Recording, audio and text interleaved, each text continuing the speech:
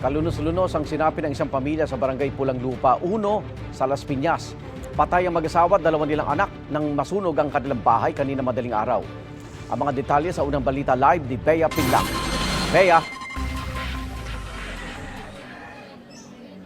Igan, 4 nga ang patay dahil sa sunog na sumiklab dito sa isang residential building sa barangay Pulang Lupa 1, Las Piñas kaninang madaling araw.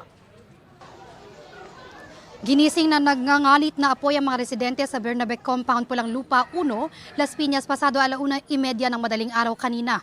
Nasunog ang isang residential building kung saan nasawi ang 38 anyos na lalaki, ang 35 anyos niyang asawa at dalawa nilang anak, 17 anyos at 3 taong gulang.